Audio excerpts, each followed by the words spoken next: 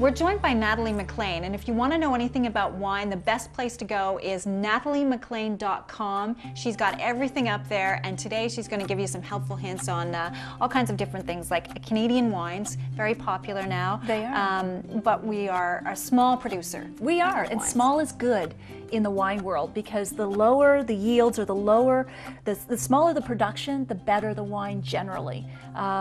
And that's the reason why Canada isn't known so well internationally. It's not because we don't produce good wine. We win medals in international competition, but we just don't have enough to fill the big chains in other countries. So, you know, we've got all these great wines on our doorstep. We should be drinking them.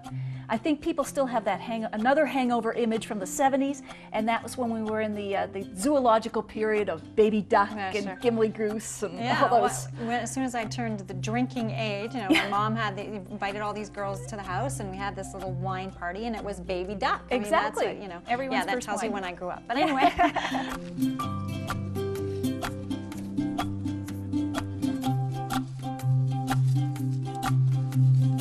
One of the things we're known for is Riesling wines, a lighter wine. Why? Well, Riesling is a cool climate grape. When you have a cool climate, like Canada or Germany here, you have less sunshine.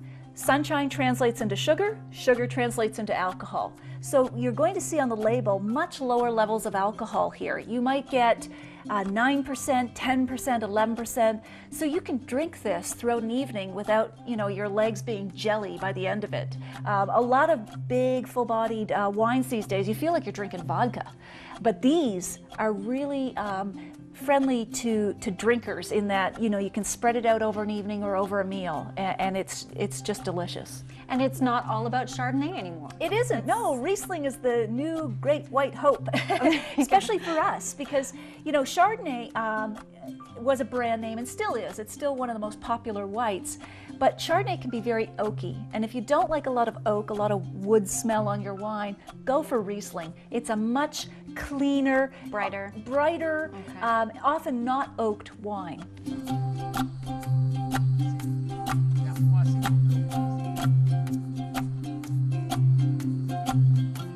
Let's say I came home from work and I had a nice, bright glass of a Canadian Riesling, and then I wanted to switch to something else for dinner.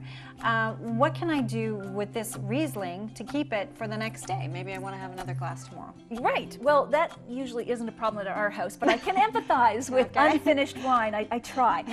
So what you can do is, you've got the half bottle. You can have your handy little spray here.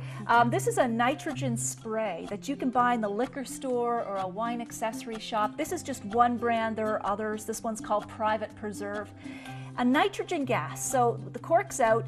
You just spray it in the bottle for about 8 seconds. Is there any, it just feels like air. It is air, it's nitrogen gas. Okay. And what it's doing is it's going to take the oxygen out of the bottle, replace it with nitrogen, which is harmless to wine. But because there's no more oxygen in there, the wine is going to age much, much, much more slowly. You can also stick the bottle in the fridge. Cold slows down the aging process, so that, you know, your wines, depending on how well they're made and whether it's red or white, will last for another couple days. Okay, so you take the cap after you've blasted it with nitrogen oxide. You recap it, and then you put it in the fridge. Put it in the fridge. Okay, so it's double the aging process. Exactly, and then you could really, I think, keep it for a couple days. It depends on how fresh you like your wine to taste. Okay, perfect. Well, maybe we'll come back. We'll cork this. We'll come back and enjoy it again tomorrow. Sure, that's great. Thanks.